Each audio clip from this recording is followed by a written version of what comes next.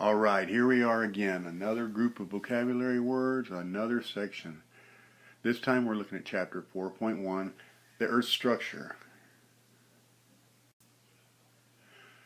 Before we have class tomorrow, you must do this. You have to complete your Instagrams with your 6 new vocabulary words. Write down the essential questions in your interactive notebook. Answer those questions in your notebook, which we'll do at the end of the video, and we'll complete the note cards in class on Friday. Don't forget to do any of these steps. Let's take a look at our essential questions now. We're going to look at what features are found on and inside the Earth's crust. We're also going to look at what we can learn from earthquakes. And our last essential question, we're going to look at the 4 main layers of the Earth's structure.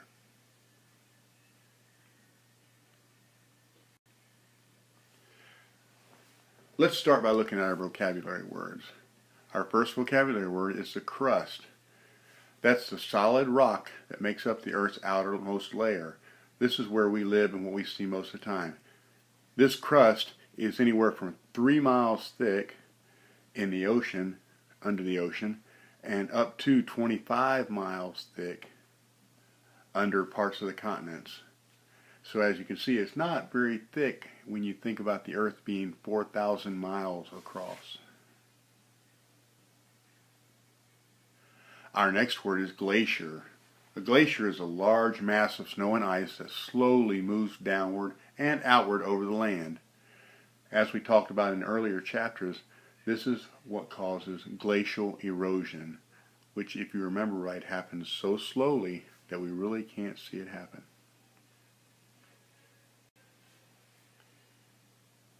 Our next word is fault. A fault is a crack in the Earth's crust which shows evidence of motion. Most people associate faults with earthquakes. That's because the tectonic plates will move against each other or on top of each other and cause an opening in the Earth's surface. These are the faults that we actually see after earthquakes.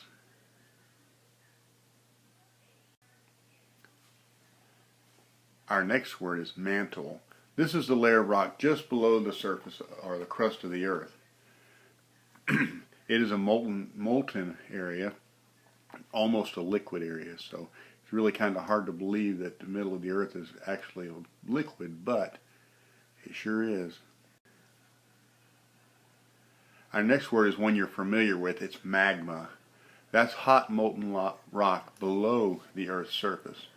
And remember, that's under the Earth. We can see there. And remember that if it's above the Earth, above the crust, above the surface of the Earth, it's called lava. Same thing, just called something different because of the location.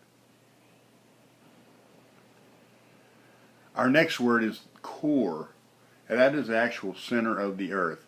Now, as you can see from the drawing here, we have an outer core and an inner core, the inner core being a lot hotter than the outer core.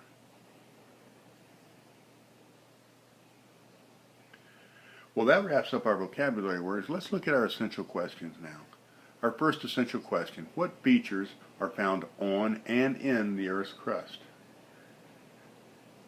The answer is the Earth's crust is thin, and the features that they have is that the Earth is covered by continents and oceans.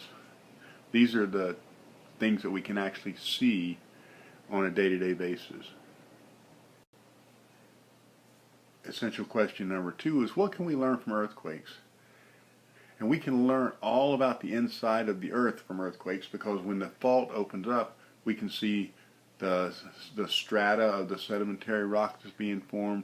Depending on how deep it is, we can see other features that we normally would not be able to see from above the Earth, above the crust. Essential question number 3. What are the 4 major layers of the Earth? As we've talked about here, it's crust, which is the outer layer of the Earth, and we said that is 3 to 25 miles thick, depending on where it is. If we're talking about under the ocean, it's probably about 3 miles thick. Under the continents, it can be anywhere from 20 to 25 miles thick. Our next is the mantle. That is a layer just under the crust. Then we have the outer core and the inner core, with the inner core being the warmest area. Remember now, before science class tomorrow, you must complete your Instagrams. That includes all 4 sections of the Instagram. You need the definition, you need the hashtag, you need the picture, and you need a good 4th grade sentence. You also need to write down the essential questions in your interactive notebook and the answers to your essential questions in the notebook. We will be checking this.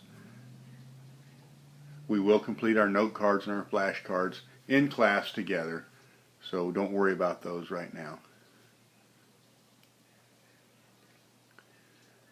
And I'll leave you with a little smile. There's just too much friction between us, but remember, it's not my fault. Have a good night. We'll see you in class tomorrow.